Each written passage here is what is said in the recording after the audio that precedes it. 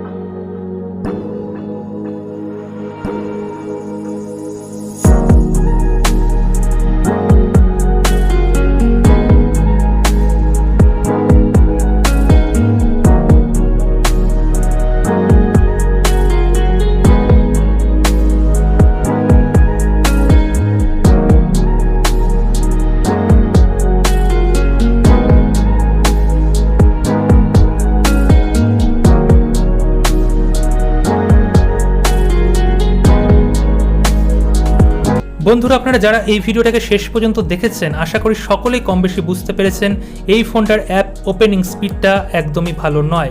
অ্যাপটা কিন্তু অনেকটা দেরিতেই ওপেন হচ্ছে, একটু স্লো মনে হচ্ছে, একটু ল্যাগ হচ্ছে, কেননা এই ফোনের মধ্যে যে প্রসেসর ইউজ করা হয়েছে সেই প্রসেসর কিন্তু পুরোপুরি এখানে বেসিক একটা প্রসেসর, মিডিয়াটেকের G35 প্রসেসরটা, এবং এই রেঞ্জের মধ্যে মানে 13,500 টাকা এবং বাংলাদেশে 15 থেকে 16,000-এর মধ্যে আমরা G88 প্রসেসর, G95 প্রসেসর কিন্তু পেয়ে যাচ্ছি এই মুহূর্তে।